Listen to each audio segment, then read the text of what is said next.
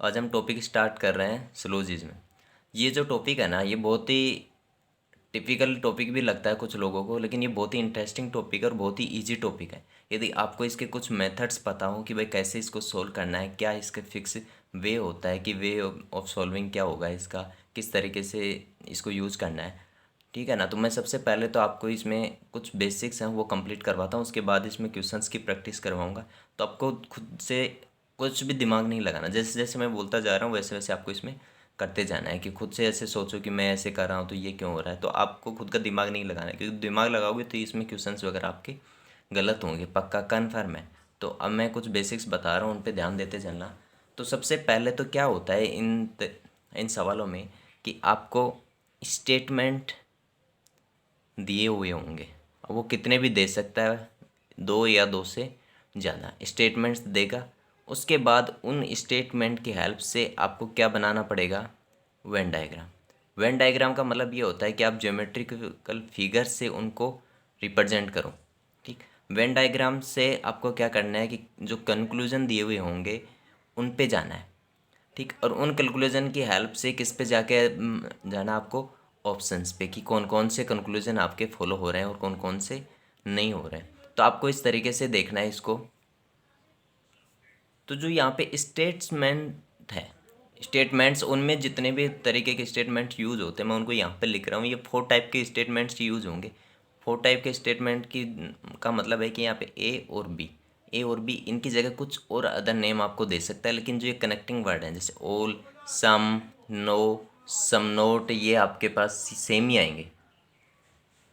अब यहाँ पे देखो जो बेसिक स्टेटमेंट है ना, उनकी हेल्प से हम वेन डायग्राम कैसे बनाएंगे उनको देखो। सबसे पहले तो पहला स्टेटमेंट, सबसे पहले यहाँ पे ये देखो ए बी लिखा हुआ है। इसका मीनिंग क्या है, देखो सबसे पहले जो ए लिखा हुआ उसको तो बोलते हैं सब्जेक्ट, और बी बोलते हैं उसको, सॉरी, बी को बोलते हैं हम प्रेडिकेट।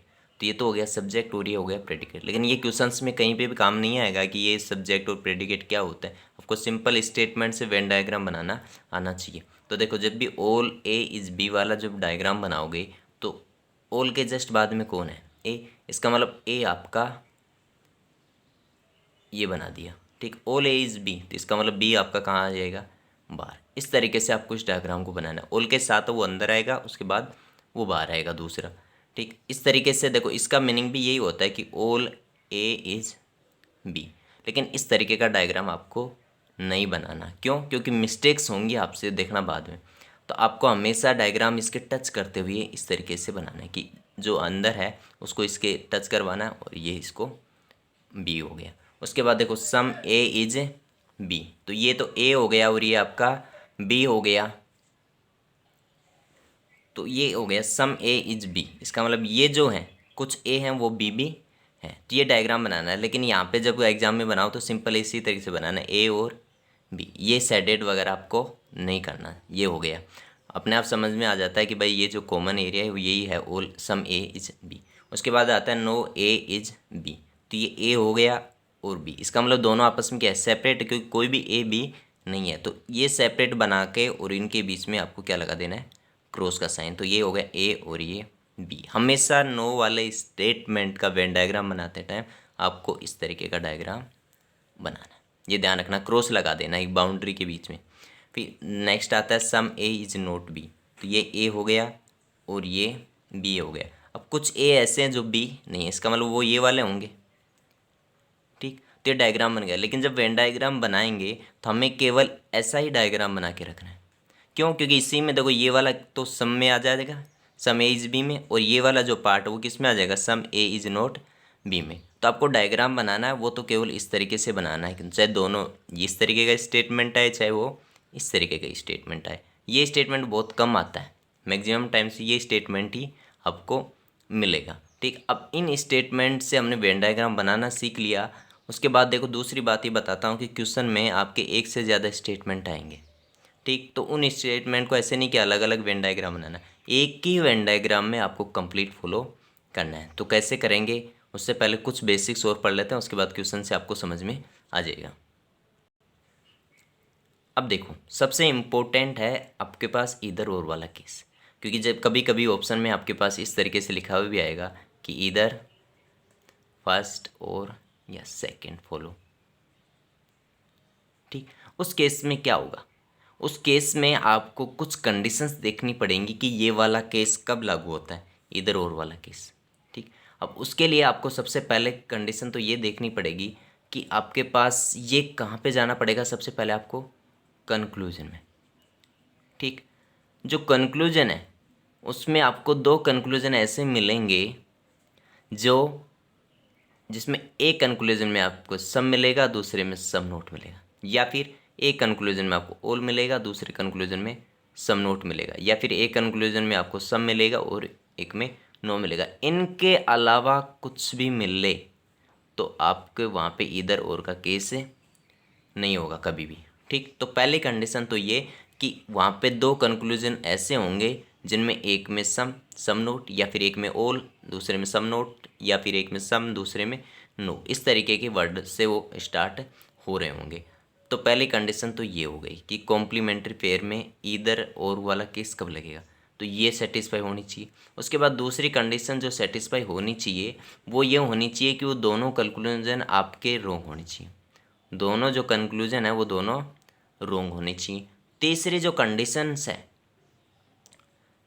ये है कि उसमें जो सब्जेक्ट और प्रेडिकेट, जो पहला कंक्लूजन है उसमें सब्जेक्ट और प्रेडिकेट आ गए सच ए और बी, दो दूसरे कंक्लूजन में भी वो सब्जेक्ट और प्रेडिकेट दोनों कौन से आने चाहिए, ए और बी। ऐसे ज़रूर हो सकता है कि बी पहले आ जाए और ए बाद में आ जाए, लेकिन इसमें भी ए और बी आएगा और इसमें भी ए और बी आएगा। इस तरीके से इधर और वाले केस में दोबारा से ध्यान देना कि कितनी कंडीशन फॉलो होंगी तभी आप इधर और वाला केस लगाओगे। पहला, दो कंक्लूजन ऐसे होंगे जो इन वर्ड से मिलके बने हुए होंगे, दोनों ही कैसे होने चाहिए, रॉन्ग होने चाहिए। तीसरा, उनकी जो सब्जेक्ट और प्रेडिकेट है वो क्या होने चाहिए, सेम होने चाहिए। तब आप क्या लगाओगे, इधर और उन जो दोनों कंक्लूजन है उनको क्या बोलते हैं हम, कॉम्प्लीमेंट्री पेयर। तो ये सवाल से समझ में आएगा आगे। अब देखो इसमें, अब जब नेगेटिव कंक्लूजन आए तो उसको कैसे आपको डील करना है। तो अब मैं इसमें एक सवाल से बता रहा हूँ कि कैसे आपको करना है। तो पहले तो ये स्टेटमेंट है, उससे क्या बनाना पड़ेगा आपको, वेन डायग्राम। ठीक, वेन डायग्राम की हेल्प से किस पे जाएंगे, कंक्लूजन पे। फिर आपको वो देखना पड़ेगा कि वो कंक्लूजन फॉलो हो रहा है या नहीं हो रहा। तो देखो पहले तो ये बनाते हैं सम ए इज़ बी, तो ये ए हो गया और ये आपका बी हो गया। ठीक, जो सेकंड स्टेटमेंट है नो बी इज सी, इसका मतलब बी और सी के बीच में आपको ये गैप लगाना है इस तरीके से। देखो सी को मैं इधर नहीं बनाऊंगा कभी भी। कुछ लोग सोचेंगे कि मैं ये ऐसे बना दूंगा तो भी क्या हो जाएगा, वो अलग हो गया ना, लेकिन आपको ए और सी के बीच में तो रिलेशन दिया ही नहीं है, तो जो रिलेशन आपको दे वो उसी को बनाना है। ऐसे नहीं कि खुद की तरफ से नया क्रिएट कर लिया, कोई भी स्टेटमेंट बन गया। तो ये बन गया आपके पास वेन डायग्राम। अब इसको देखो यहाँ पे देखते हैं कि नो ए इज सी। अब हमेशा ध्यान रखना कि कंक्लूजन में दो तरीके के सेंटेंस मिलेंगे आपको, पहला पॉजिटिव, सेकंड नेगेटिव। ठीक, नेगेटिव का मतलब नो सम नोट इस तरीके के, पॉजिटिव का मतलब ऑल और सम वाले। ठीक, अब ऑल और सम वाले में तो सिंपल आपको जो डायग्राम में दिख रहा है, सिंपल जो दिख रहा है उसी के हिसाब से आपको आंसर बताना है। ठीक, खुद की तरफ से कोई भी वहाँ पे पॉसिबिलिटी नहीं देखनी, ये स्टेटमेंट याद रखना। दूसरी बात, जो नेगेटिव वाले केसेस हैं जिसमें नो वगैरह हैं उसमें आपको पॉसिबिलिटी देखनी है। ठीक, जो पॉजिटिव है उनमें पॉसिबिलिटी नहीं देखनी, जो नेगेटिव है उनमें पॉसिबिलिटी आपको देखनी पड़ेगी। अब नो वाले केस, जो नेगेटिव केस में यदि उनके अंदर पॉसिबिलिटी बन रही है, इसका मतलब वो कंक्लूजन आपका रॉन्ग है। ये आप ध्यान रख लेना अच्छी तरीके से। यदि नेगेटिव में यदि पॉसिबिलिटी बन रही है इसका मतलब वो आपका कंक्लूजन रॉन्ग है। यदि पॉसिबिलिटी नहीं बन रही इसका मतलब वो कंक्लूजन आपका करेक्ट है। तो ये आप इसको स्टार लगा के लिख लेना, ये बहुत ही इंपॉर्टेंट। तो यहाँ पे देखते हैं नो ए इज सी। तो अब आपको ये देखना है कि मैं ए को सी के पास लेके जा सकता हूँ क्या। ठीक, तो मैं ए को सी के पास लेके जा सकता हूँ आराम से। यहाँ पे देखो यार, क्योंकि जो ये रेस्ट्रिक्शन है वो तो केवल किसके बीच में, बी और सी के बीच में। इसका मतलब जो ए का ये पार्ट बचा हुआ, ये पार्ट तो आराम से इससे कनेक्ट हो सकता है ना। तो आपको क्या करना है कि जो नो वाले केस हैं उसमें जो जिससे भी रिलेशन पूछ रहा है उसको आपको बढ़ाना है, उसके जो सर्किल है उसको बढ़ा के देखना है कि वो सर्किल उसके अंदर जा सकता है। क्योंकि ये सर्किल तो मैंने खुद ने बनाया, फिगर तो कुछ भी हो सकता है ना। तो आप इसको घुमा के ऐसे देखना है कि भाई वो उसके अंदर जा सकता है नहीं। यदि पॉसिबिलिटी बन रही है इसका मतलब वो कंक्लूजन आपका रोंग है। तो यहाँ पे देखो ए मैं सी के अंदर लेके जा सकता हूँ, इसका मतलब ये जो कंक्लूजन है वो आपका रोंग हुआ। नेक्स्ट एक और देखते हैं इसी में। ये स्टेटमेंट दे रखे हैं, इनके हेल्प से क्या बनाता है हम वेन डायग्राम। तो ऑल ए इज बी, तो ये ए हो गया और ये आपका बी हो गया। नो बी इज सी, तो बी और सी के बीच में रिलेशन दे रखा है, इसका मतलब यहाँ पे डायग्राम ये बन गया। अब देखो कंक्लूजन कैसा है, नेगेटिव। नेगेटिव है तो इसका मतलब क्या देखना पड़ेगा आपको, पॉसिबिलिटी।